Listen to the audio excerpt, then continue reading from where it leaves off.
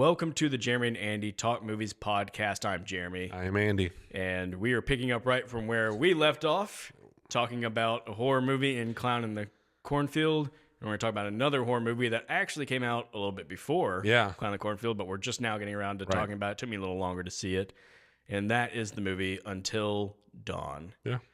So Until Dawn is a movie I'm gonna try to summarize here. It's 5 friends embarking on a road trip to retrace the steps of one of them's missing sister. They end up at her final location, a house that traps its visitors in a vicious time loop in which they encounter new horrors every night that end in their demise, only to restart the beginning of the night again. They soon discover they only have so many chances to either escape by surviving the night or they'll be transformed into part of the nightmare. Andy. Yes. Was Until Dawn good? You can basically just take everything I said about Clown in a Cornfield and apply it to this movie. Because I don't think it really was that good, but doesn't mean I didn't enjoy it. Like, it was, I don't know. Like, here's the problem. I'm such a sucker for horror. They just so easily get me.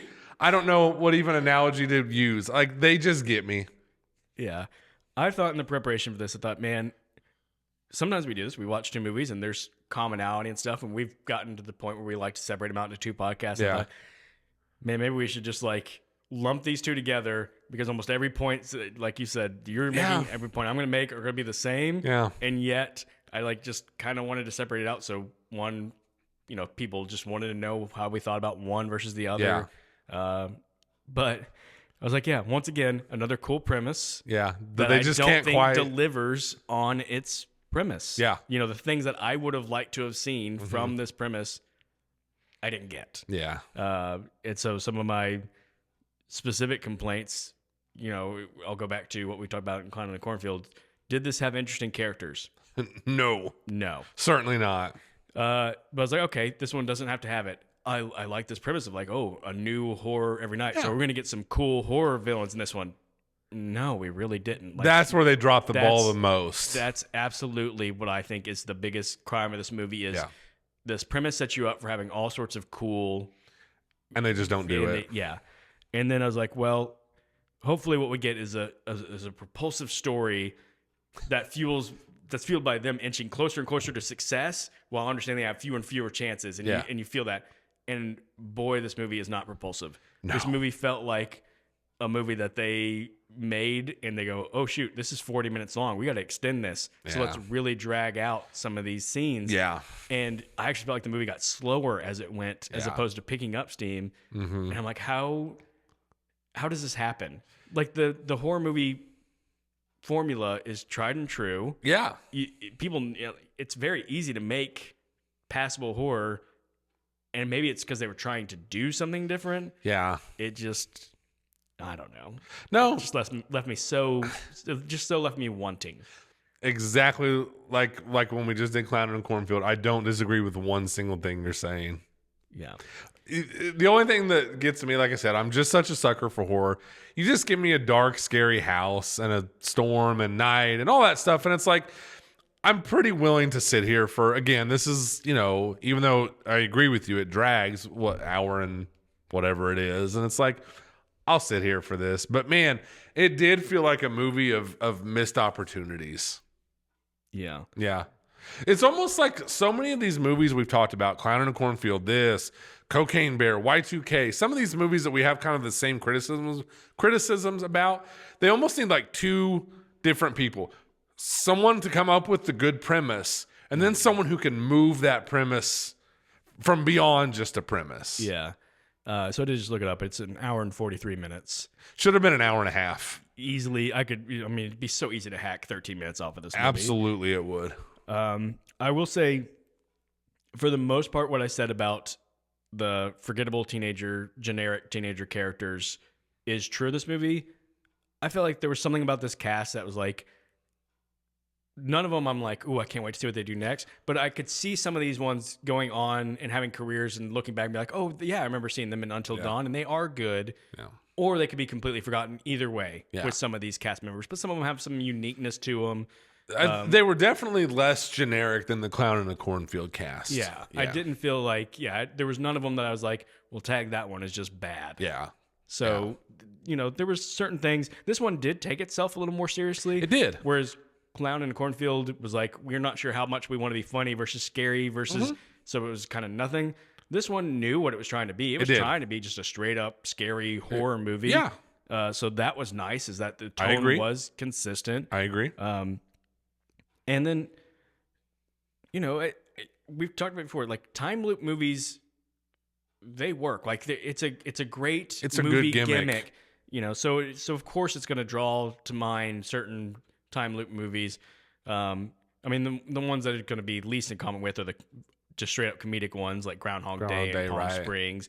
It did make me think of Edge Tomorrow, which is one of my favorite like popcorny, just absolutely light, great action comedy movies. But again, the thing I like about Edge Tomorrow is you had this clear goal of like what we're trying to achieve through the repeated days, and how it does the best job I've ever seen of these repeated day movies of propelling the story forward by like montaging like the mistakes and skipping ahead and all that. This movie does the weirdest, like day one is obviously long. It has to show you through everything. Day two is kind of long. And then it skips to like, oh, we're in like the last day. Yeah. And we get some video footage of the in-between. I'm like, they really messed that up. There's a propulsive way to like show you like how we're getting further and further into this.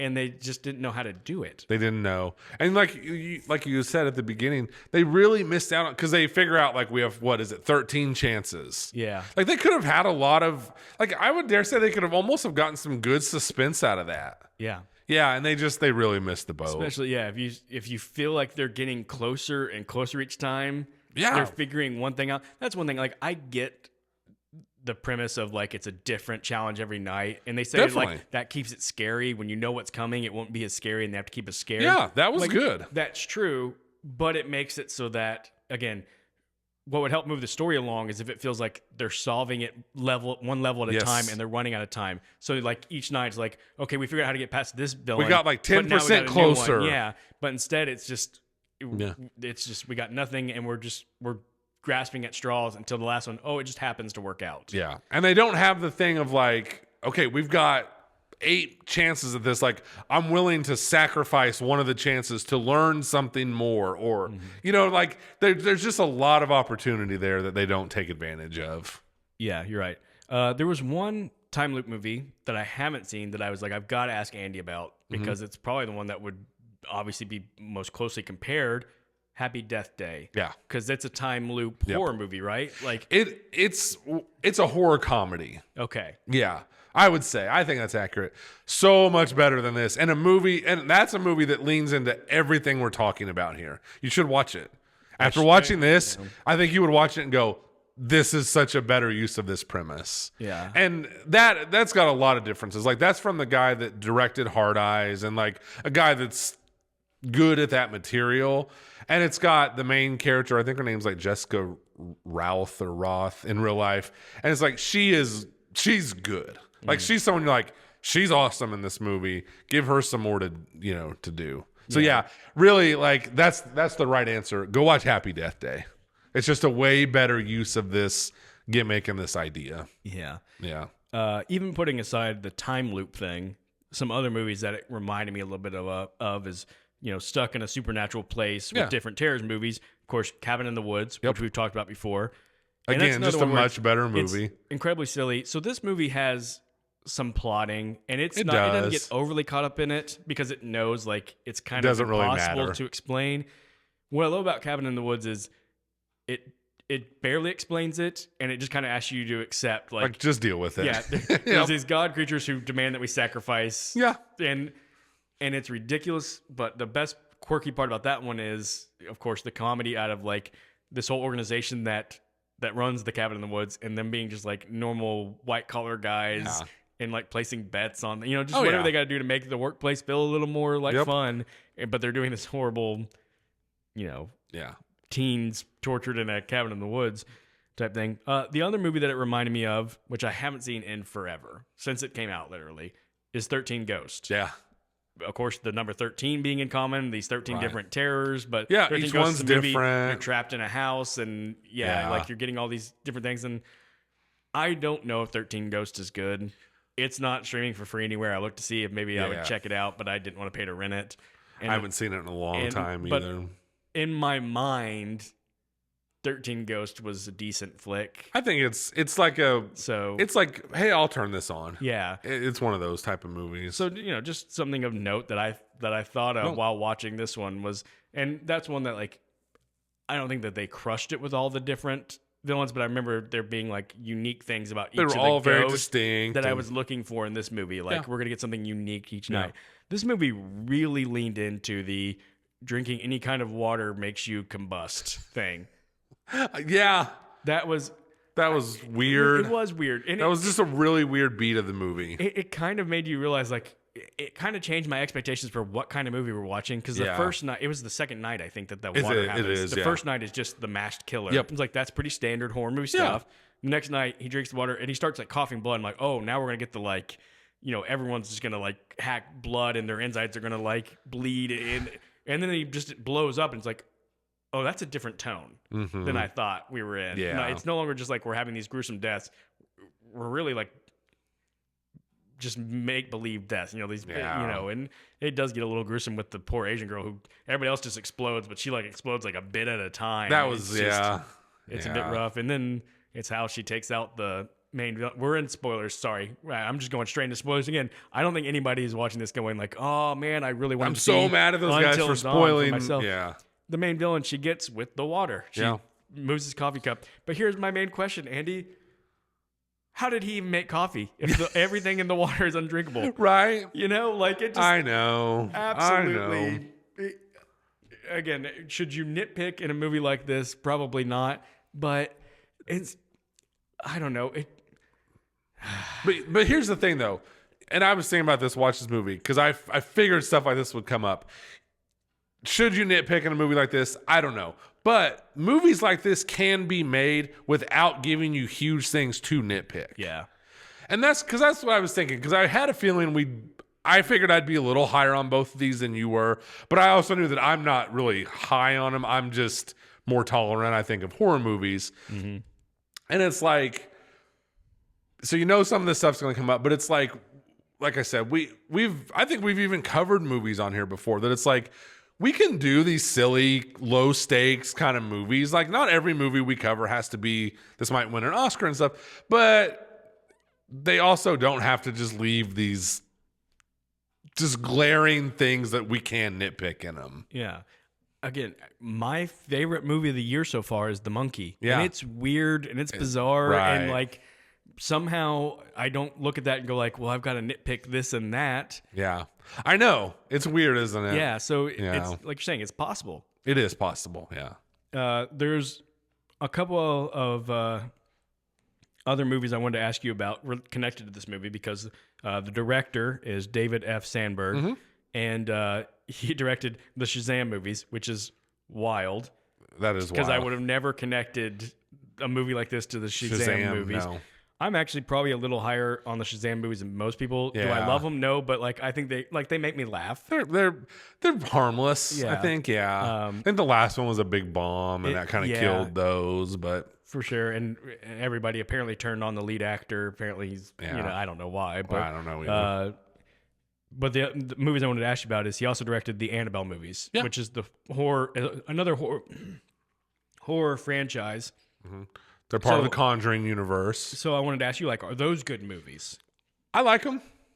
Yeah, I think those are way better than this, because I think those, like, a lot of people I think would agree with me. Like, no, Annabelle movies are pretty decent. Like, I enjoy them. I enjoy the Conjuring universe. Like, again, I as much as I love horror movies, I'm probably bad to podcast with about them, because everything I'm just like, no, I like it. But yeah, I think Annabelle movies are cool, and I think this guy, like, I didn't watch this movie and like, man, what a hack this guy is. You know, like, he's done some other movie. Like, did he do Lights Out? Did you write that down at all? I didn't. I think he did, and I think he also directed. So Lights Out is based off of like a 3-minute long like YouTube. He did do Lights Out. Yeah. So the Lights Out like YouTube short is actually horrifying. It's like 3 minutes long. It's really scary.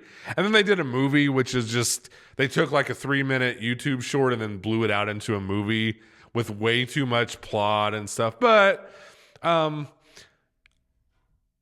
like that people like this guy exist. Even if I didn't love Until Dawn, I do think there is a place in the movie world for just a okay horror movie. And I think if you're going to get an okay genre of movie, I'd honestly rather just be horror. Because you can, like, I don't want to go watch a 3-hour Scorsese epic and it just be okay. Yeah. Because then that just feels like a giant waste of my time. So give me a hour and a half or hour and 40-minute long Annabelle or Until Dawn or something like that. That's okay. It's fine. David F. Sandberg, the director, does have a cameo in the movie. He's one of the people on the missing posters. Yeah. And I didn't know that till I was looking at IMDb and I pulled up his profile and I said, that's one of the faces from the missing posters. Yep. I just remembered it. Yeah. He's kind of got a distinct face that, you would remember having seen. And I thought, oh, that was neat that he threw himself in there.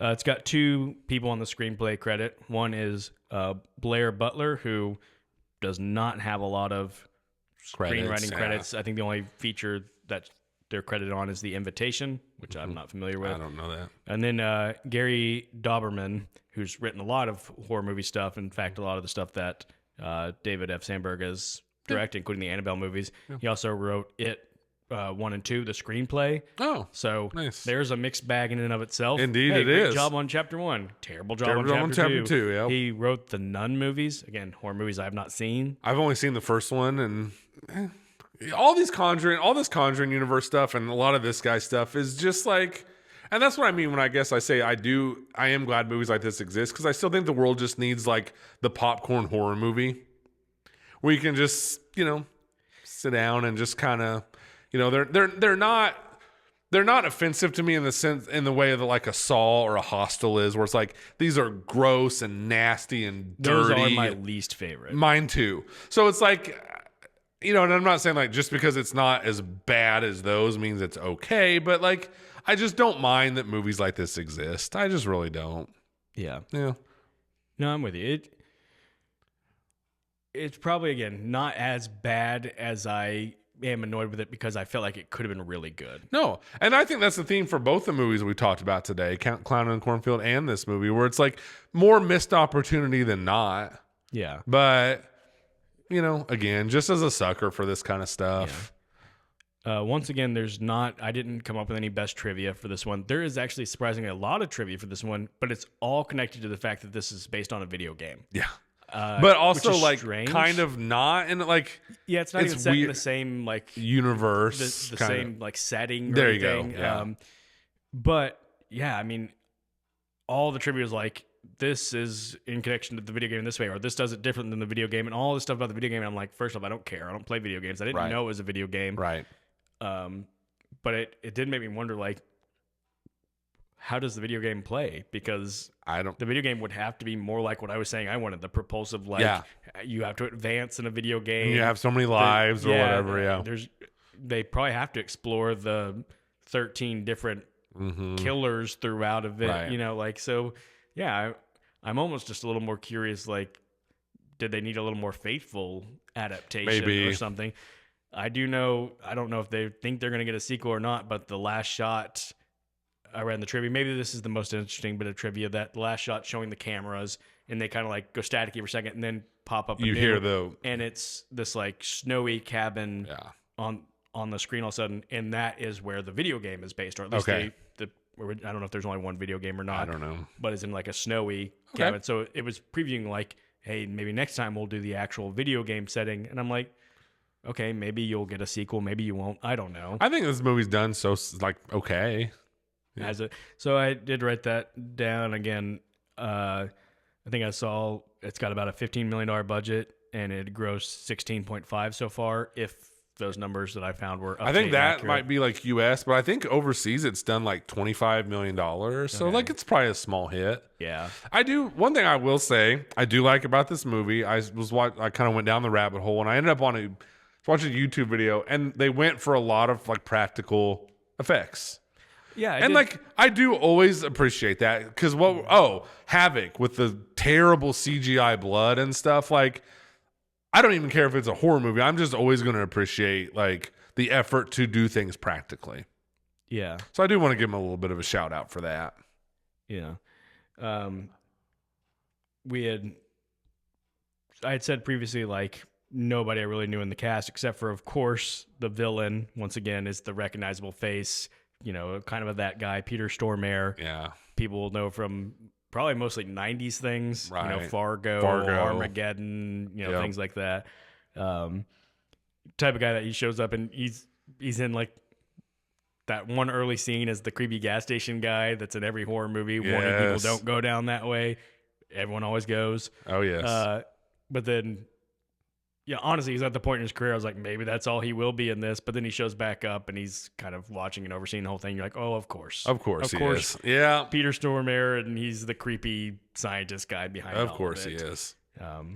But if I had to pick anybody from the cast that I thought, like, they were interesting, I don't know why the one girl who plays like her best friend with the kind of crazy curly hair. Yeah. Something about the like crazy curly hair look and stuff. I just thought she's got a sticks unique out. look. Her name is Odessa, and I'm not going to know how to pronounce her last name. It's A'' so maybe it's just A Zion, or maybe it's, Ozion. I don't know. Yeah. But I just thought she had a look and, did a good job. I would agree with that. I was about to say almost all of them, like, if I could see years down the road, maybe they, have a good career, and I could look back and be like, yeah, Until Dawn, they weren't bad in that. No, it was kind of like a jumping off point for them. Yeah. None of them so much so that I'm like, I expect it. No, that's a perfect way to say it. Yeah. The critics were tougher on this one than Clown and Cornfield. 54%. Yeah. Unbelievable. That's 20% less than Clown in a Cornfield. Crazy. That's crazy. Audiences 68%. So audiences actually liking this slightly more than they like Clown in a Cornfield. It's wild. So man, I don't even know what to expect on those Rotten Tomato scores anymore. I don't either. Just when you think you're like, yeah, I kind of get what they like and what they don't like. I don't know. I don't know either. And I do think just in general, horror movies are just tricky when it comes to like a score or a review, because like. And it's not always this simple, but so many times it's just like you're either a horror guy or you're not.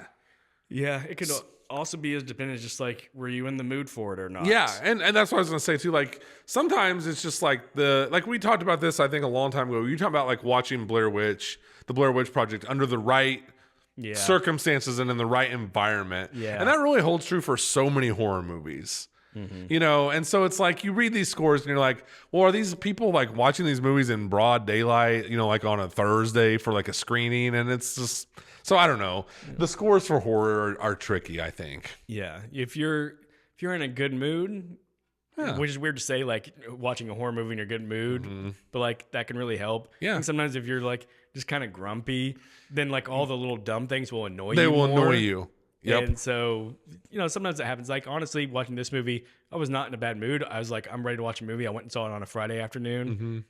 But I realized when the movie started, like, I was kind of tired. Like, I started yawning a lot. Yeah. And so that's when, like, parts of the movie were dragging, where I was like, okay, like, I'm trying, but I'm also, like, struggling a little bit here. I need you to pick up a little bit. Yeah. That it just kind of, so that was, I have to admit, something on my end that made me not enjoy it as much as maybe I should have is just not realizing how tired I was when I started the movie, and then I was just in, Yeah. So, yeah. Well, is there anywhere we would want to put Uncle Chip in this movie? I don't know that Uncle Chip needs to be in this movie. I know. Yeah. We're like 0 for 2 now with these horror movies. Yeah. I think it's just because we love Uncle Chip so much. We don't want him in bad circumstances, maybe, is a lot of it. Yeah. Yeah. I do always think it'd be funny if, like, because Uncle Chip, just kind of just living his own life, like all these horrible things are happening and he just kind of like drives by in the background or something like that, and he's just listening to music and like so unaffected by all the horrors of everything. Yeah, I mean, honestly, because it's a horror movie trope again, like this whole town, they were at this house, but it turns out there was a whole town there, and there was this mining accident, so most of the town's just sunk into the ground. But like nobody else, they're there for 13 days. I guess we don't know how time exactly works. Right. But nobody else is coming down that road at any point. Yeah. It's just them. So what if, like, day 7, he just pulls in. He just has to drive through, and they're all freaking out, like, help us. But somebody's chasing him, and he just, nope, and backs out and disappears. He's just gone. You know, just a quick cameo like that. That would be incredible. Yeah. Good call. That'd be good. Yeah. Well, I mean, I knew this one was going to be short because I knew we were going to get into it and be like, we feel like we're saying all the same things. You can only talk about Clown in a Cornfield and Until Dawn for so long. Yeah. Kind of the sad thing, though, is we knew this was a bit of a slow weekend for movies. So is next weekend. But next weekend is maybe even slower because there's not even a Clown in the Cornfield level movie. There's not even like at least I could maybe go and have a little fun. Yeah. Yeah. So what I was thinking is probably next week we'll do our 25th anniversary movies. Sounds good. You know, and we haven't talked about what we're going to pick yet. I haven't even thought about it out. And then the following week is the big one. That's the Mission Impossible Final Reckoning. I mean, it'd be a big movie anyways, but obviously it's near and dear to our hearts in this podcast because we began the podcast with part 1. We did. So, these couple weeks are just kind of like, I mean, like Until Dawn and Clown and Cornfield, let's be honest, they're just kind of filler till we get to Mission Impossible. Yeah, which is also a little bit of a bummer because I feel like we got some real podcast momentum there, reviewing big movies like Sinners and Thunderbolts. Like, I know. You know, I mean, like, just looking at our analytics, our views were up and stuff. It's like, and now we're going to follow it with, like, no one's going to want to watch us review these things. I get it. And I get it, man. I do. Yeah. But so Mission Impossible, we're gonna go big for that one. Yeah, and a rare treat where we get to see a movie together. Yeah, we don't do that very often. We don't, but this one was one we just got to. So. We got to go together. Yeah. I do want to say this. You know, there's not really a place to tack this on. We've talked about this a little bit before, but you know, there's these slow 2 weeks, and the movie Friendship with Paul Rudd and what's his name, Tim Robinson. Yeah. A24 comedy about friendships, kind of made look like a horror movie about friendship. Yeah. Is coming out in 2 weeks. Yeah. And we talked about this. What horrible strategy by A24 on this one. You've got these 2 basically dead weeks. You could have released this movie. It would have been the biggest release of those weekends. Yep.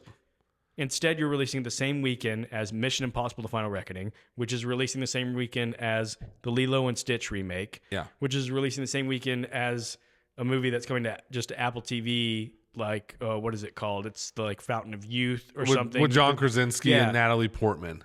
They are sending this movie out to die. It's got way too much competition going on.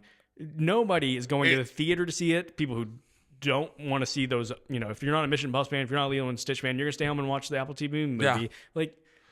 Like, what are they doing? Who did they make mad? Or what is happening? That movie is going to have just abysmal box office. And I feel bad for those guys. It might be a great movie. People aren't going to know. They're going to have no idea. It's going to get so, I guarantee you that is going to, like you said, they're literally not going to know. Like, what? I didn't even know there was I didn't even know that was a thing. And I'm not super plugged into it, but I hear people or I see social media chatter a lot about Tim Robinson and man, this is the next funny guy. And, you know, Paul Rudd is beloved. And it's just, it's strange. It is really, really strange. And I feel bad for that movie. Yeah.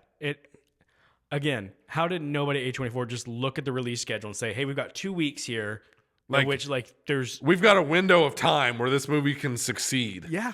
And let's put it out at the worst possible time. So dumb. It's so dumb. So dumb. Yeah, Paul Rudd deserves better than he's getting this year. Yeah. Death of a Unicorn was not a good movie. His character was not a well-written character. Yeah. And now this movie's just getting put out to die. Yeah. Luckily for him, he's got that wonderful Nintendo Switch commercial. Yeah. So he's doing fine. Yeah. Paul Rudd is a national treasure. He is. He'll be fine. Yeah. Yeah, he'll be fine. He'll just show up in a movie and smile, and everyone will be like, you know what? It's fine. Yeah. Everything's fine. Is he going to be in any of the Marvel stuff? He's in Doomsday. Avengers Doomsday. I wondered if he was going to. Yeah, so next May, he's going to be in the next Avengers movie. So I think everything will work out fine for him. Yeah, I think he'll be okay. Yeah. All right. Well, thank you for joining us for these wonderful, special Mother's Day themed horror movie conversations about very mediocre, maybe even slightly below average horror movies. Look, people, it's not our fault. We tried. We can only talk about the movies that are out. We tried. We wanted these movies to be good, and they were just not that good. No. So we tried. Yeah. So if you joined us, if you're still listening at this point, more than ever, just thank you. Thank you for Thank listening. you so much. Thank you for joining us. Yeah. We love having you guys here being part of the We conversation. do. And there's some big movies this summer. Yeah. We're looking forward to them. So hopefully you'll be along for those. And until we get to those, hang in there. hang in there. We'll see you next week.